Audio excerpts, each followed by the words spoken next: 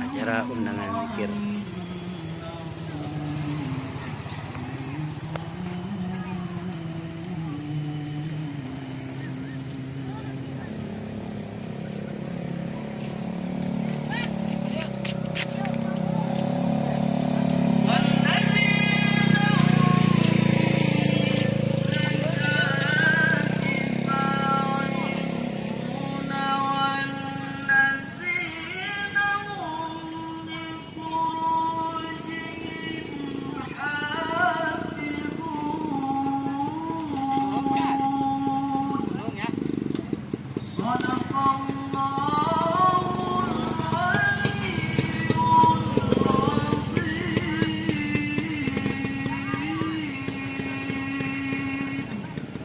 Dilanjutkan dengan selawat pada hadirin dimohon berdiri.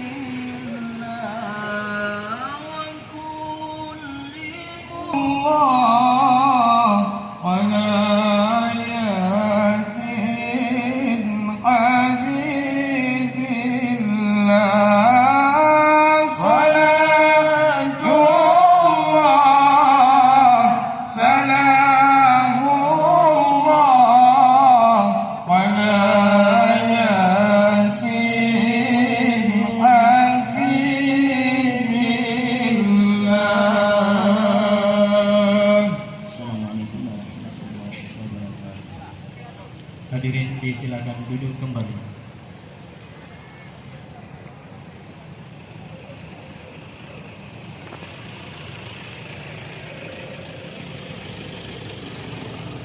Selanjutnya laporan panitia yang akan disampaikan oleh Bapak Baharudin Bahar.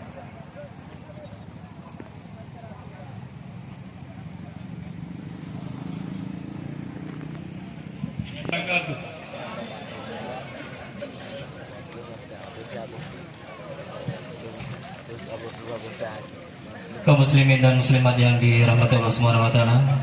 Selanjutnya marilah bersama kita mendengarkan ceramah agama yang akan disampaikan oleh Tengku Bakhtiar, Kepala Baitul Mal Kabupaten Aceh Barat.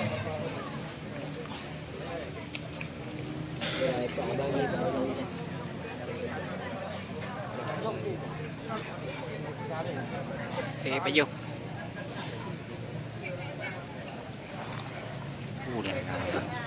Agak tai dong ni. Dong pep.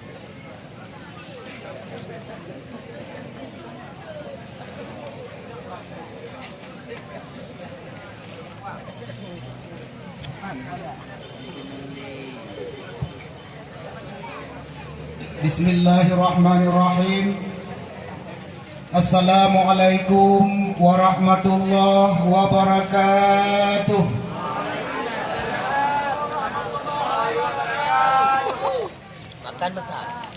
Alhamdulillah.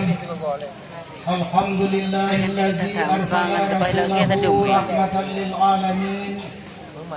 Ashhadu an la ilaha illallah wahdahu la syarikalah. Wa ashhadu anna Muhammadan abduhu wa rasuluh la nabiyya ba'dah. Mirun. Allahumma salli wa sallim ala sayyidil mursalin.